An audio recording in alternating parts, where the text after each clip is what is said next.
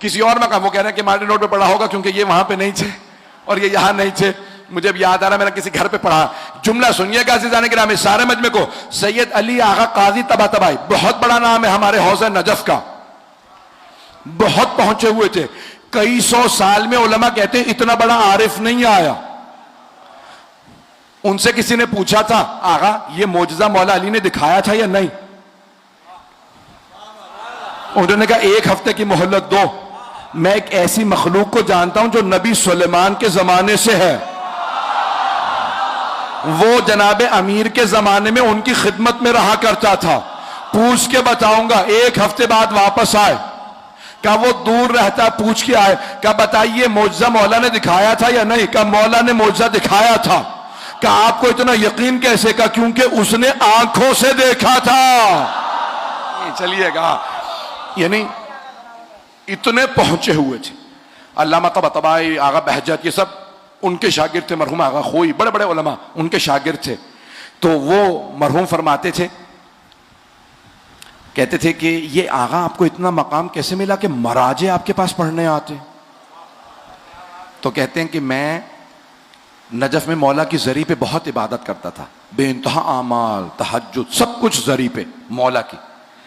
کہ ہر شب جمعہ کربلا جاتا تھا, ہر شب جمعہ نجف سے کربلا. تو ہمیشہ علماء میں, مومنین میں, شیعوں میں رسم ہے کہ پہلے مولا عباس کی زیارت کرتے ہیں, اجازت لے کے پھر مولا حسین علیہ السلام کی زیارت. تو مولا عباس علیہ السلام کے, یہ دنیا میں رسم شیعوں. تو کہتے ہیں میں وہی مولا عباس کی پہلے زری پہ آیا اجازت لوں. تو میں نے عربوں میں عام دیکھا, ایرانیوں میں بھی ہے, اگر کوئی زیادہ بیمار ہوتا ہے نا تو ماں باپ اسے باندھ جاتے ہیں زری پہ. مشہد میں مولا رضا کی زری پہ, قم میں جناب معصومہ کی, نجف میں مولا علی کی. سنیں گے واقعہ؟ سارا مجمع ہے میرے ساتھ. تو کہتے ہیں کہ بھی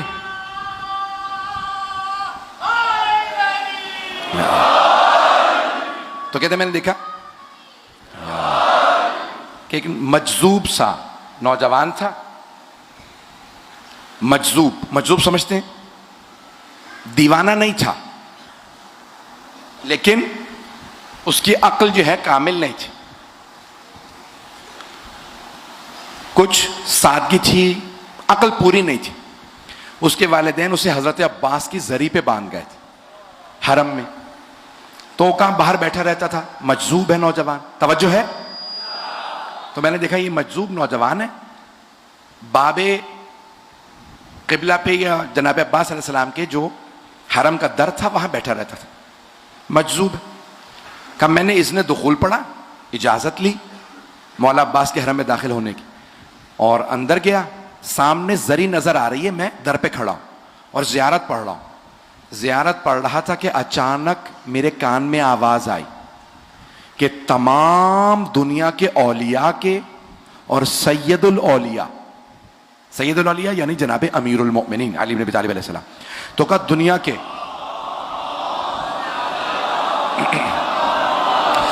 شاہ نجف کی خوشنودی کے لیے بآواز بلند صلوات.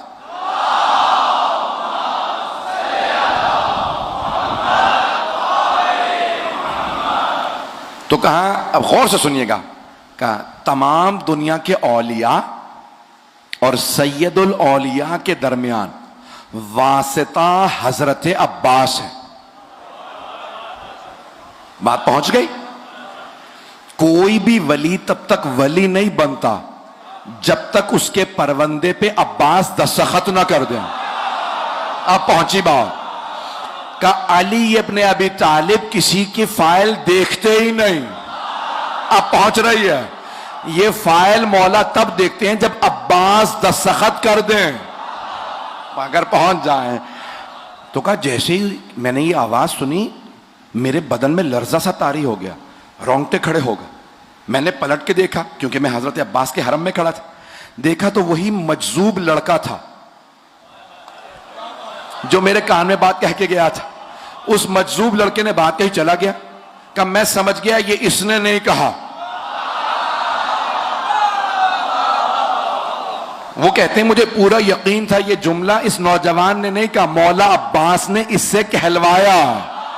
آج جناب عباس عطا کرنا چاہ رہا ہے کہ ایک مرتبہ میرے پہ کیفیت طاری ہوئی, آنسو بہنے لگے, میں تڑپنے لگا, پورا بدن کانپ رہا تھا. میں نے فوراً زیارت نامہ رکھا, ذریعہ مقدس کو دیکھنے لگا.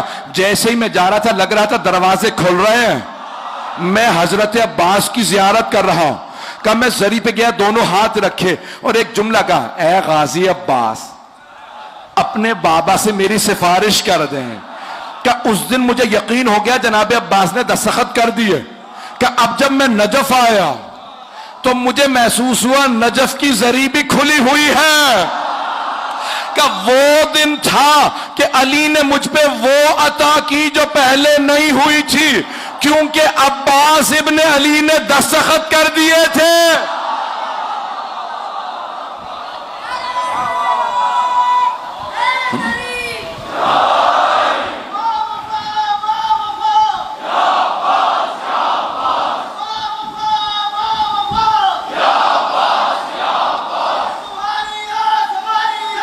یا عباس